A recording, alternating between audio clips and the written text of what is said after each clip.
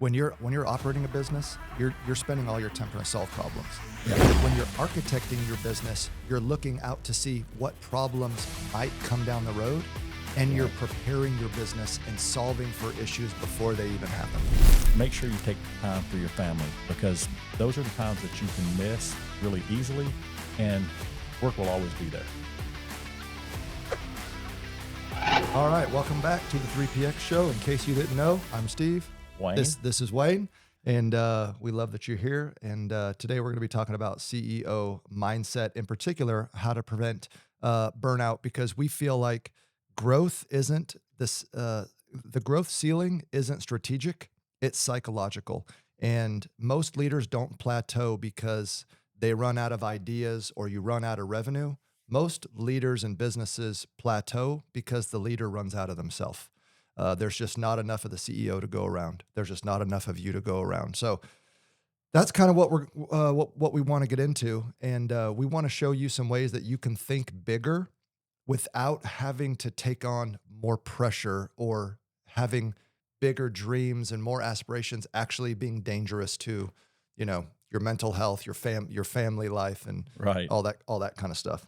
I think you guys do a great job though for me, because I don't feel like I have that right now. Is a good thing, because we have such a solid, strong leadership team that it gives me plenty of time to not have that CEO burnout. And a lot of CEOs do. I talked to several. I'm actually talking to one this afternoon. Going to talk to them a little bit about profit and profit first and stuff. And sometimes you can just feel it in their voice when you're talking to them over the phone of just the struggles that they're having. And so it's an important just mindset to have right there. But you guys really take good care of me, just so I can, think about the bigger ideas and have the freedom and have the free time to be able to just to let my mind wander on hopefully good things. So Yeah. Well, I appreciate you saying that, and we try to do that for you, but not just for you, but because that's what our job is, right? That's what we get. Mhm. That's what we get paid to do, to take on that responsibility, to shoulder those issues, and to bring our very best value to the table. Because that's what our skill sets are. But one thing we were talking about earlier before we started the show, and that is how important alignment is with your family, with Yep. your spouse, and I think it's Warren Buffett that said the greatest decision that a person can make in their life is the choice of who they want to spend the rest of their life with, All right. because that will be the limiting factor in your Mm. career, in your happiness, all that kind of stuff. And I think there's a lot of truth to that. And so you and I were talking earlier, but the situation I'm in, right now with Landy, we had alignment very early on that I had career goals, dreams, aspirations. I love going to work. I feel like, not to say that I don't add value at the home, being dad and husband and all that kind of Right. stuff, but I feel like I bring value. That's where I feel like I am the most valuable for some reason. I know that probably sounds terrible, but when I'm at work, I can Yeah. see the performance. I can see the things happening. I can see it change. So I love being at work. Well, you probably feel like you're letting people down when you're not at work or you're gone, That because is, you have that's exactly how I feel. the stronger the what you have a tendency to do is you want to take short vacations, and you're quick going there. You do, and I Leave used on to. Friday, come back on Sunday. Well, yeah, but I did that for the longest, and that extra day doesn't really matter, but to you and your mindset, it does matter, because hey, I need to be back at work on Monday. I need to be getting things done, and your mind's just clicking. So Sunday night, you're not there anyway, even though you're there with them in body, but in mind, your mind's already it probably already started on Saturday. Yeah. And the reason why I want to start out like this is because you really need to understand, if you're a CEO that's facing burnout, where is your burnout coming from? Right. Your burnout may not be coming from your job. Your burnout might be, you're working a lot of hours. You're working 60, 80 hours. Yep. But if you love what you do, you're having fun, you got a good team, business is good. But if you don't have alignment at home, if your spouse is pressuring you, if you've got kids, family, issues pressuring you, that's where you're feeling the burnout or the pressure, the issues coming from. So work is almost like your escape. So it's not the same. The CEO burnout is not the same for everyone. Right. Exactly. Well, so when I was growing up, Stephanie, when we were had young kids, and it really happens when you're having young kids because they need to have their father present or their mother present, depending on who the CEO is, right?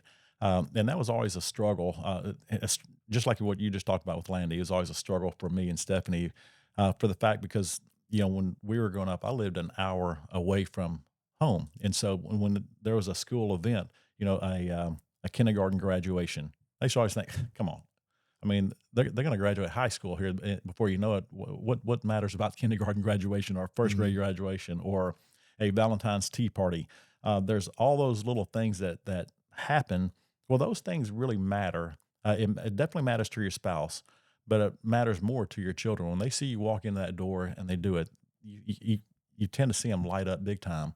And that was always just the biggest struggle for me because I wanted to stay at work. I needed to stay at work. I felt like, even though I didn't, I'd always show up because Stephanie would say, "Hey, what time are you going to be there?" And she put the pressure on me, but in a good way, not just like demeaning and being mean about it. But she'd always help hold me accountable to that part to make sure I was present outside of work as well. And so when I would do that, I'd get there and the kids were super excited. But now I look back on it, and that's why I always tell everybody, make sure you take time for your family because those are the times that you can miss really easily. And I hate to say it this way because being a CEO, but work will always be there. There's always going to be plenty of stuff to do. There's always plenty of times to get those extra hours in that you feel like you missed.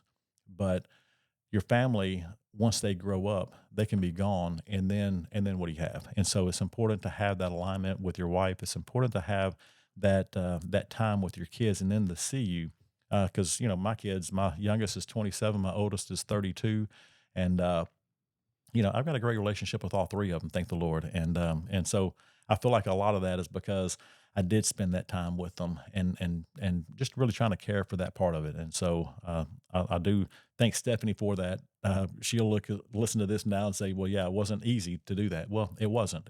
It was hard, but that was that mindset to have to make that shift and I could have gone one way or the other, and I chose to go the one to spend the time with my kids and my family. And now I have the time after they started getting out of high school. It really opened it up, and that's really when I uh, was able to spend more time at work, really to dedicate more time into building our company in the early days. And so it just the timing worked out perfectly for me on that. Mm. I would I would encourage if you're if you're a young person listening to this or watching this, I would really just encourage you. Now, don't get me wrong. I'm not saying you got to have it all figured out when you're 18, 19, 20, Right. 22 years old, okay? But really know what you want. What are you looking to achieve in life? And it's quite possible that your greatest desires don't align with starting a family when you're 22 years old, Right. right? Now, I read articles and I see what's going on. Young people are starting families later and later. They're launching from home later and later, and I think that's perfectly okay. You have to honor what you want to do, and if you want to invest in a business, become an entrepreneur, work your way up the corporate ladder, go to school, become an attorney, a doctor, or something like that, it would be very selfish to start a family and then force your kids who didn't choose that life Right. to constantly have to miss mommy and daddy. Hmm. So sometimes you have to just make a decision. You can't always have it both ways, you know. But in my case, it really worked out good because Landy and I had really great alignment that she would support me in doing this. And now I also feel like, not that like I don't want to do those things, but I enjoy family time. I enjoy going to do the kids stuff. And to your point, when I show up for like one of Everly's events, like as soon as I walk in, it's like, dude, her eyes light up. She's so happy, for me to be there, kind of thing. But it's now I'm in a position where I can do that stuff, Yeah. and I really enjoy it. So does Landy. Well, I'm probably very aligned with Landy on that, because there's times I'll walk in your office and you say something about Everly having this or that, and I'm like, dude, get out here, go to it. Make Yeah. sure you're there for it because I remember those days, and when you get older, the only now I'm looking forward to when I have grandkids and I can go do that. And you're a grandfather, much younger than I was. Well, of course, I'm not even a grandfather yet, but Steve over here is. You You know, are like grandfather time. grandfather. Okay, look at there. We got jokes today, don't we? Mhm. Hey, I but may be I'm the young one in this relationship, but you are you're the handsome fit one. whatever. So Look at you. I'm just trying to keep up with you. Okay, Been working hard. you have been working hard. You've been doing good. I love it. I'm trying. I'm trying. Busting out through the pants on all that kind of stuff. The Stop. legs, the calves. Stop. I want to. What is wrong with you? I'm just, What were we even talking about? you know, You're in my office. I'm talking about no, Everly. well, You're we're talking like, get about out of early, here. yeah, get Yeah. out of here. You got to go do those. And I've told that to other people in the company, and they probably feel a little shocked to hear it coming from me. But if you got a good balance with that, I know when they go do that, or you go do that, and you come back, you're going to be in a good mood. You're going to be probably, hopefully, you'll come back in a good mood. But hopefully, your mindset will be better and cleaner and clearer because you've had a chance to get away, break off, and you're focused on your kids at that point. When you come back, then you focus on what you need to do. But it just gives you that clarity, a little bit of a clarity break, right? And that's one thing, even in a CEO mindset, that probably need to talk about a little bit is just to have that time to yourself to where you can have the clarity to where you can, and that's one thing that EOS does a really good job as talking about is having a clarity break, which I'm sure, I don't know how good you do it. I do a bad job at it. I probably need to spend more time where I actually block off an hour here or hour there and say, you know what, I'm not going to talk to anybody. I'm not scheduling meetings. I'm going to close my door and I'm just going to have that time to just think Mhm. and just get away from it. Move my phone out of the way, move everything, and give me a notepad and just think about what the future looks like, what we're going to do, and do some big time visioning. So I used to feel bad about doing that because, you know, it just coming up the corporate ladder, however you want to say it, you just kind of get programmed to you need to always be adding value, always right, working, always doing something kind of thing. So um, I felt I would feel bad if I had spots in my calendar where I wasn't doing anything. And now it's like I am looking for those times to add to my calendar because either that's the time where my mind actually gets a break and I can decompress for a few minutes or whatever it is, or that's a time where I can just let my brain kind of run free. All right, this is what we got coming up. What does that look like? How could I pull this off? right, Kind of thing. So, all right, well, let's dig into let's dig into some meat here. And so, first and foremost, there's obviously emotional impact, family impact, and all that kind of stuff when you've got when you're in danger of feeling that burnout.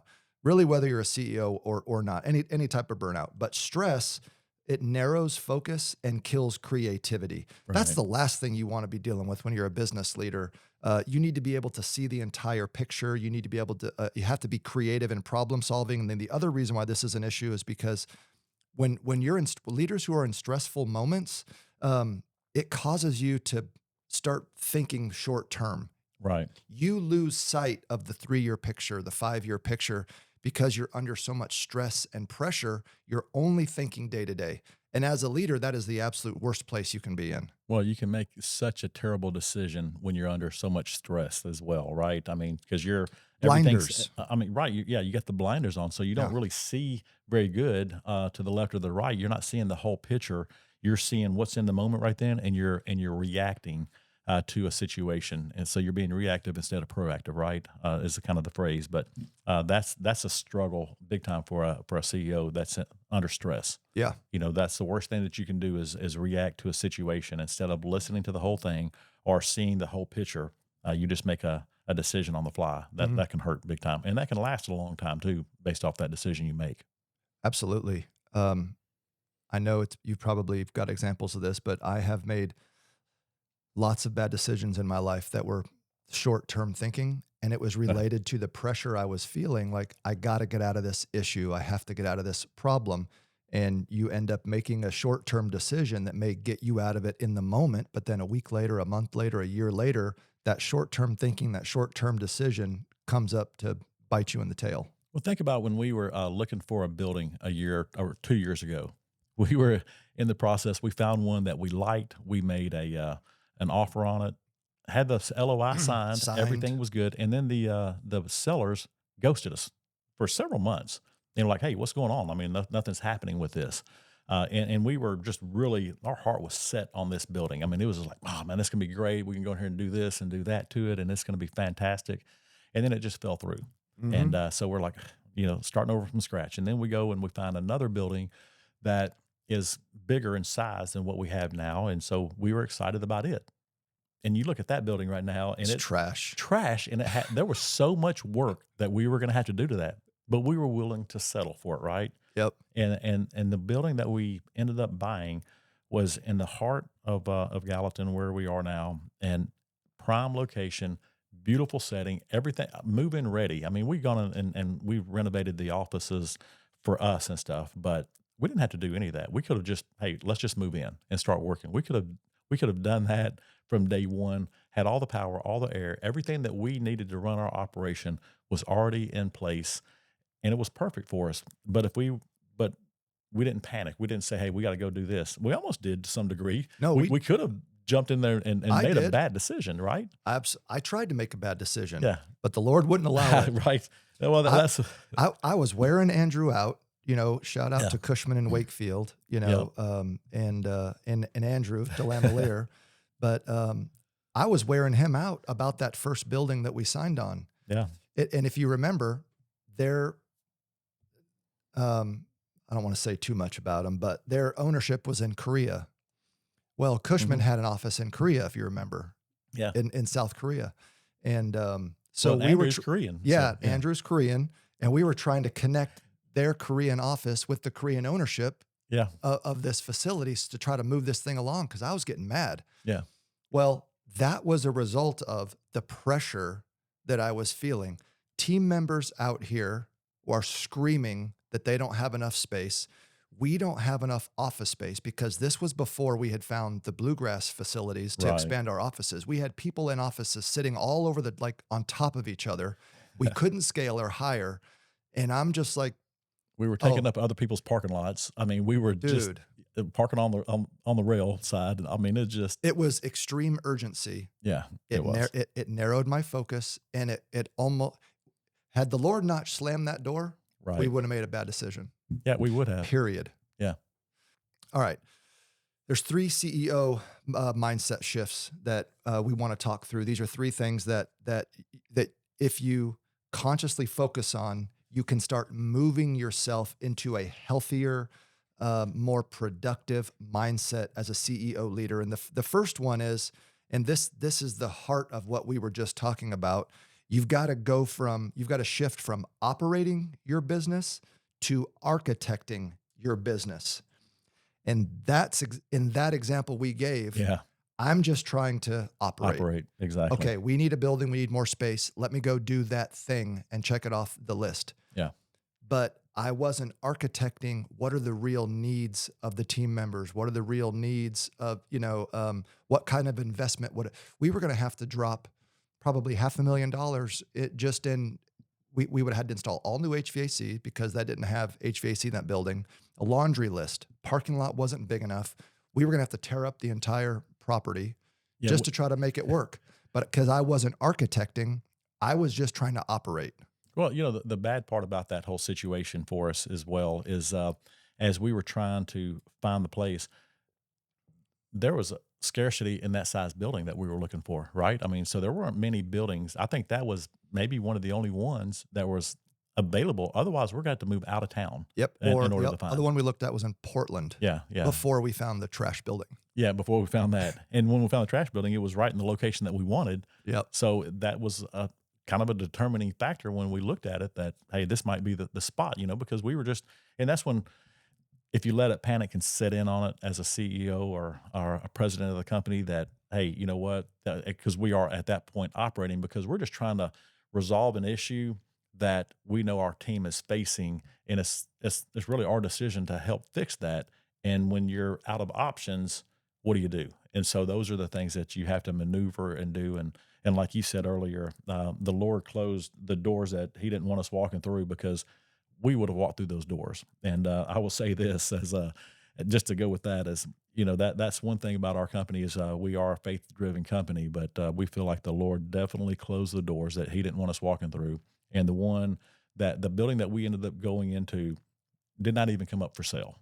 It was because of the relationship that we had with Cushman Wakefield that opened that door for us. So it's about relationship, it's about timing, it's just about doing and having the patience to do the right thing at the right time. Mhm.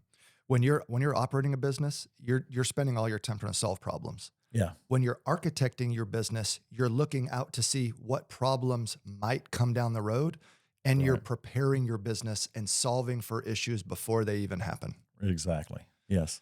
Well, I know that's easier said than done, and folks listening or watching have heard it said you need to stop working on the bit. You need to stop working in the business and start working on the business. Right? That's another Right. way to say it. Yeah. And I know that's hard to do when you're in the firefight, but the longer you put it off, the worse the spiral becomes, right? You Right. have to step back and architect the business that you're trying to build rather than just focus on solving issues day to day to day. Right. When the one thing that I'll say for any CEO out there right now that is feels like they're operating and not architecting their business, the first thing that you can do that will help you the most is take that 1 hour clarity break once a week, just 1 hour. And everybody can figure out to find an hour just to take. Put your phone away, close your door, put the computer away, don't have any interruptions. It may not even be at your office. It may be at a coffee shop. It may be somewhere where you can have just some thought process. And the first one, you may just be trying to think, well, what do I think about? And that's okay. Just start thinking because before you know it, the wheels will start turning. And then the next time, now make sure you have a pen and paper to start writing things down. But really start talking about it, start thinking about it, and writing those great ideas down because they'll start coming, they'll start flowing for you, and that just gives you the opportunity when you walk back into business. Now you have more mental clarity, Yeah. and it may be certain issues or certain situations that you need to think through. Well, that's what it's for, is to think through those situations. So when you come back, and then somebody asks you, "Well, what do you think we should do about this?" Well, now you've had an hour or however much time to actually think about it and think it through. And now you're not operating again. You're going back into your architect, and this is what I think we should do. Or you start asking your team, well, what do y'all think we should do? But you're already in line, in tune with what the whole situation is. Yep. The next shift that you have to make is you've got to shift from capacity to leverage. Basically, what that means is capacity is when you're trying to find time to do everything yourself. Right. Leverage is spending your time influencing things that you don't have to do at all yourself, influencing the people around you, making good decisions that someone else can execute, establishing relationships that benefit the business or the team members around you. But leverage is when you are able to influence the business without you actually being the one doing the things. Capacity is when you have to do it yourself. That's the other shift that you've got to make. Well, you know what that sounds like? That sounds just like what we did the past 2 days as we sit in our annuals, or at Yep. least that's what I feel like it You're did for me because you're right. we sit in our annual the past couple of days with our companies, and we're able to sit back and listen. We had like yesterday, what we had 10, 12 people in the room, somewhere Yeah, in that area, at and least so 12 at least 12. plus the executive team. So we really had 16 or So, 17. okay, so we had a full room. We talked about where we're going, where we've been, all the things that are going on in the business right now. But it wasn't about Steve or me having to get in there and do it ourselves. Although you did jump in and say I'm going to do it, but you took over the right Only on one or project. two things, Yeah, but you and they're but it was massive. they're massive, and it was the right thing for you to take over and do. I was in total alignment and agreement with that because you do a good job with that and making sure that they're going to get across the finish line. But being able to do that and have the influence over everything else that's really in the room when other people are doing it because they know, but they know that they have ownership to be able to manage it and do it, and so that's that leverage part. Here's an example of that because it gets me fired up even thinking about this. So we were in that room and we basically shared what amounted to be a 5-year roadmap, Right? product roadmap, Yeah. growth roadmap, project roadmap, basically every single thing that we want to do over the next 5 years. And then we had an opportunity to sit back and let the team tell us, what are you doing Yeah. to make these things happen? right? So for example, I'll just use one thing because I don't want to let too many cats out of the bag. But at this point, everyone knows we're making heavy investments into our storefront facility, right? Yeah. CDF wants to sell more storefront doors, aluminum, glass. It's a big business that CDF can expand. So we made a very large investment in equipment. I didn't spend that entire day trying to figure out how am I going to get this equipment up and running? How am I going to get it programmed? How do I get the profiles? How do I expend our buying Yeah. capacity with our current vendor? Who am I going to train? I said, this is what we're going to do. Here's the things we want to offer on the website. Who's going to own the things to get there? And all of a sudden, Paul's saying, I'll take over this. I'm going to work with Tim and getting these profiles loaded and programmed. And Jeff saying, I'm going to make sure that we've got the programs with Chad, downloaded, Right. and we're running the machine over the next couple of months doing testing. And, everybody's kind of raising their hand and saying, this is what we're going to do. The website team. Yeah. So we didn't have to do it. All we had to do was architect Right. the business. Yeah. And the leaders that we had around us stepped up and said, this is what I can do to operate the business to get that across the finish line. Right. That was an exciting 2 days It was. Yeah. because we were able to architect, not operate. And we were Yeah. able to bring the leadership team to be a part of that. It wasn't just you and me sitting in a room trying to figure everything out. It was a collaborative effort. So now people feel engaged. They're sharing in our stress. Yeah, we got a great business and things are going good, but we're still stressed out, right? Right. But we have a team that shares and helps carry that weight, man. It feels good. And the good thing about it too is for the ones that are in there that are younger, and we brought it out a little bit yesterday too, because when we first started going through the meetings and EOS like we've gone through over the years, we've learned, hey, don't take on too much because we're going to do this again in 90 days.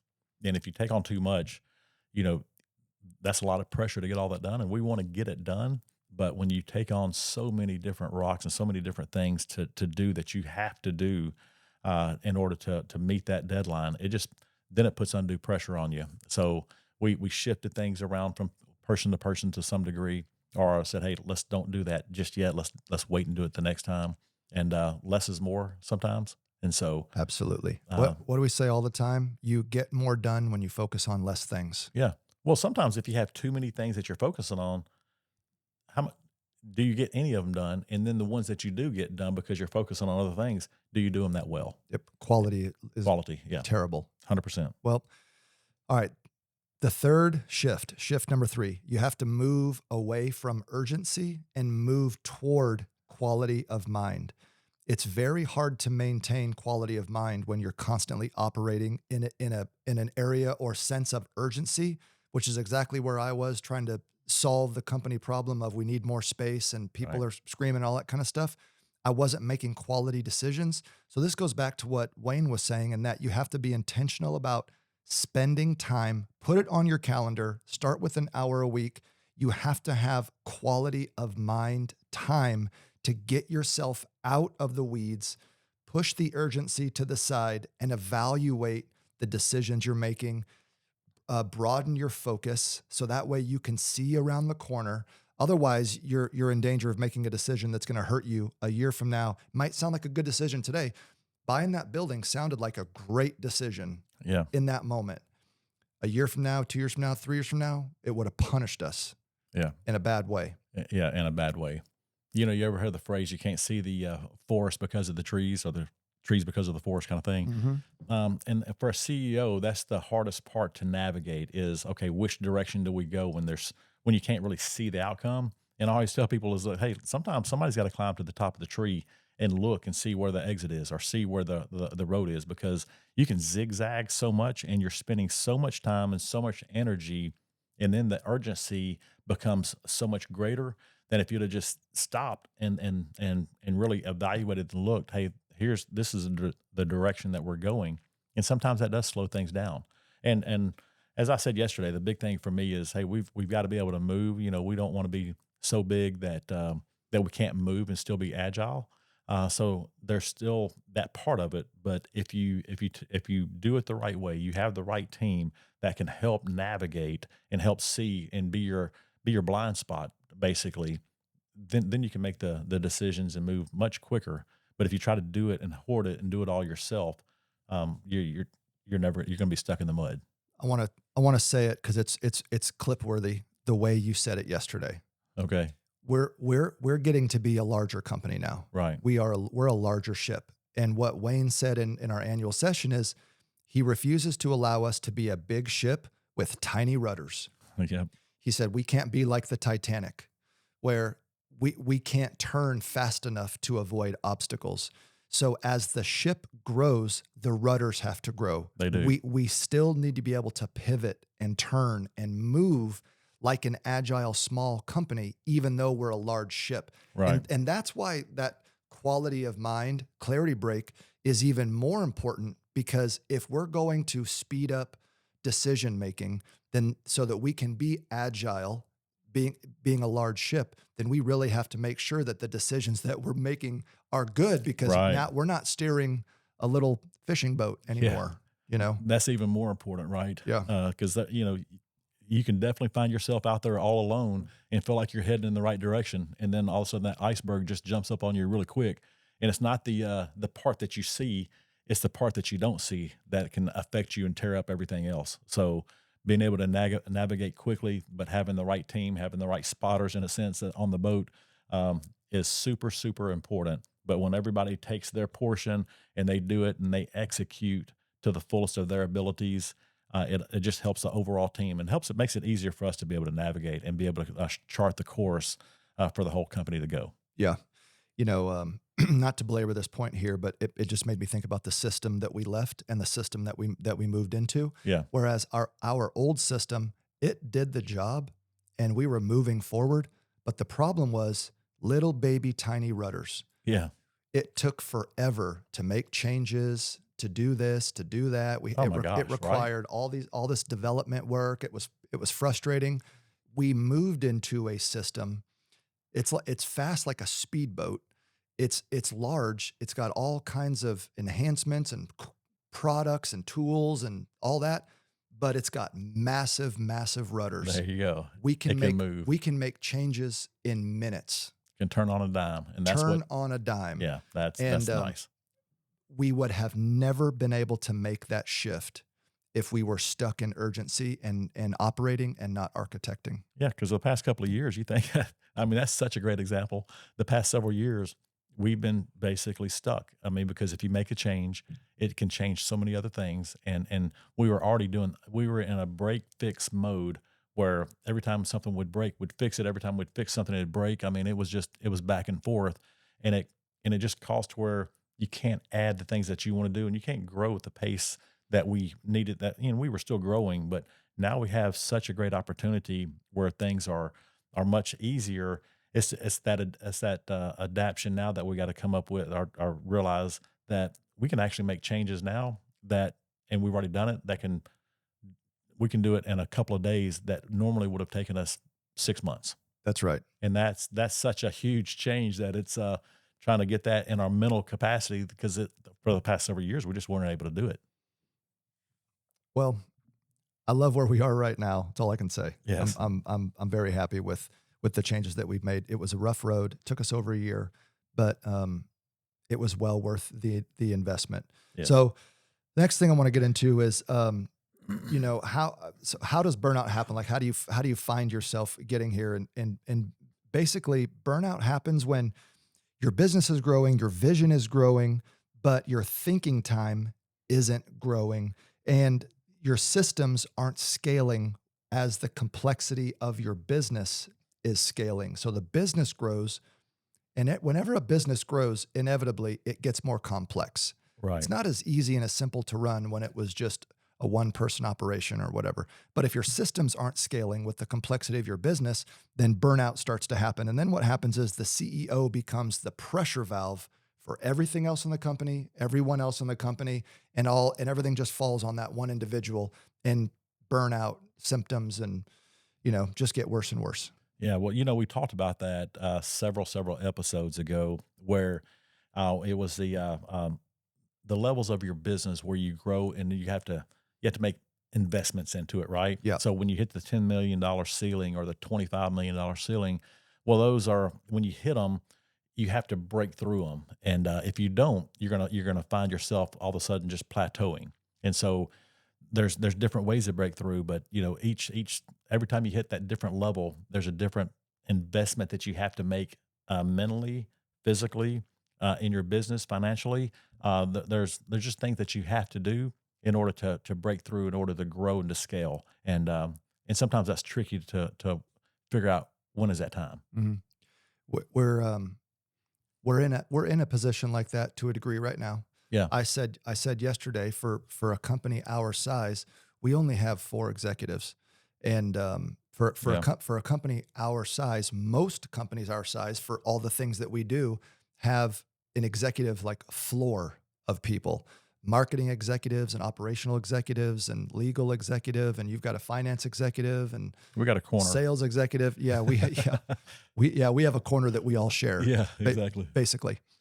Um, what I said yesterday, the decision that I've made is we're not willing right now at this stage to make the investment in that, in expanding that, and also the dynamic of our current team Yeah, is so strong and moving so well. I don't want to interrupt that team dynamic by right. introducing another player to that team.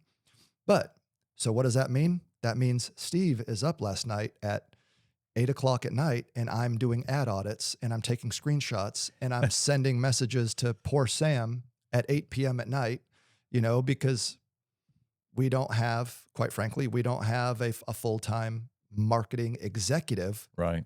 So we're leveraging my very small talents and, other third party talents and all that kind of stuff. But that's the position that we're in, Yeah. So it creates that lid, for the rest of the company if we don't find a way to break through it and manage around it. Yeah, and that's man, you just hit on another subject right there. Just the lid, the law of the lid kind of thing. Yeah. The John Maxwell law of lid. That just what it reminded me of. But that's such a true statement. Because it does put a lid on where we are and what we're doing. But we do have such a great dynamic. We'll work through it. We'll shift through it. The good thing about it is you're you're seeing it, you're noticing it, and you'll end up doing something about it as we go. We'll make the right decision on it, Mhm. but right now we just need to we'll work through it until we know that hey, here's our next step.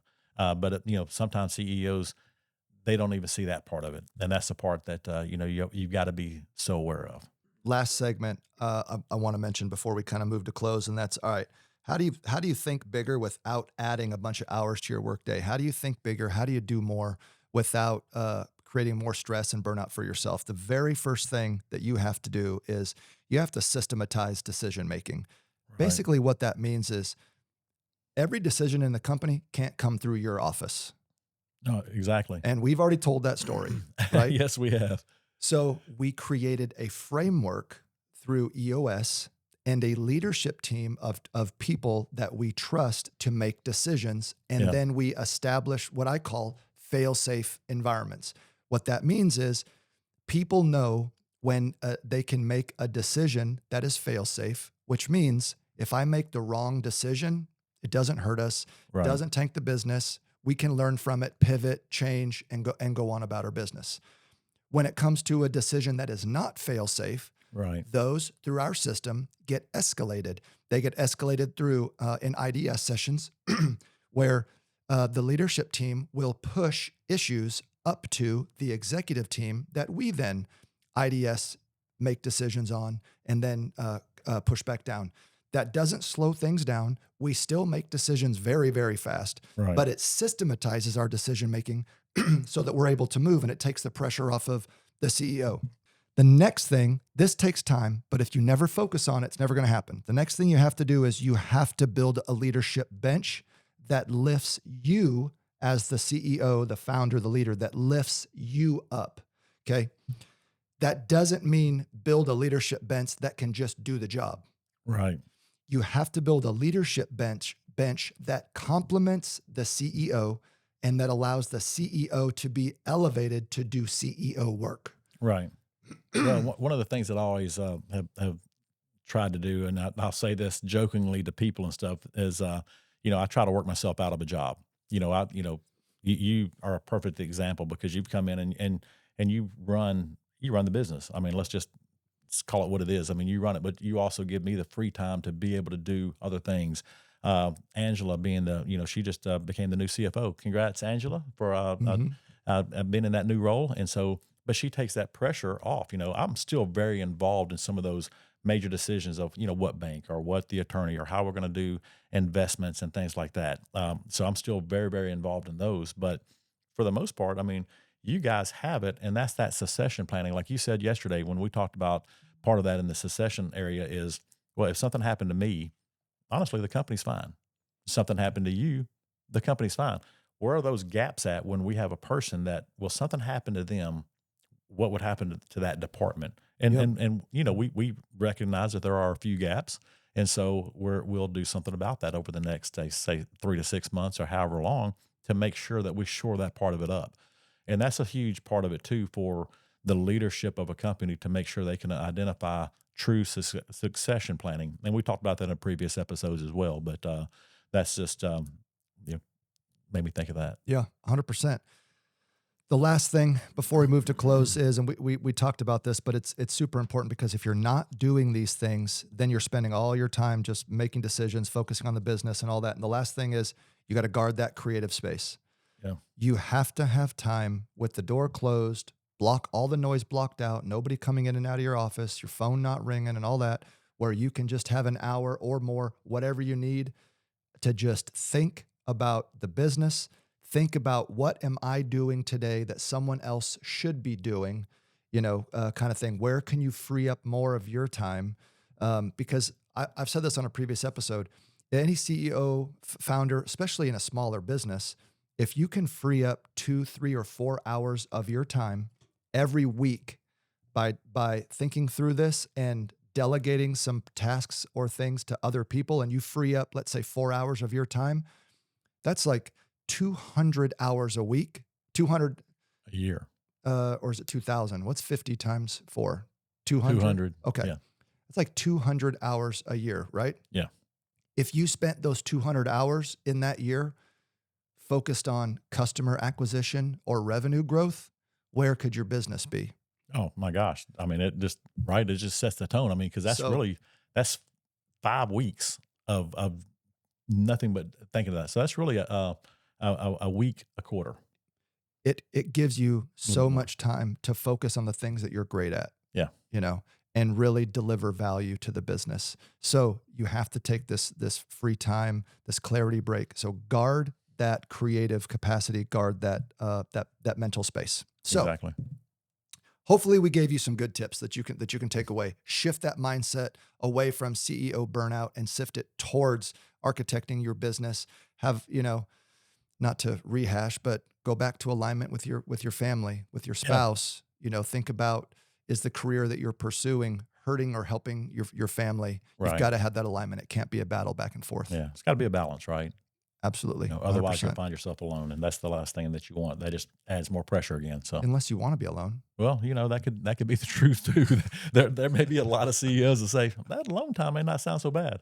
So, but On that note, before Stephanie and Landy and Landy, Stephanie we get want you to mad, know that we love you guys, and we we're not don't those guys. we don't want to be alone. We don't want to be All alone. right. Hey, thank you for watching or listening Yeah. to 3PX Show. We love you. We appreciate you. Hey, find us on our social media channels. Don't forget, like, share, subscribe, all the things. We love to interact with you. Cannot wait to talk to you on the next episode. We're going to be talking about mental health, and it'll be from a men's point of view, men's mental health. So really excited to talk about that topic, and I just can't wait to see y'all again soon. See ya. Yeah. That mental health may backfire on us after the ladies listen to the end part of this one. Maybe we should take that part of it out, right? I'm gonna need a mental health break after they listen to this. It'll be Yeah, fun. right. All right. Exactly. All right. Thanks for watching the show. See ya. See ya.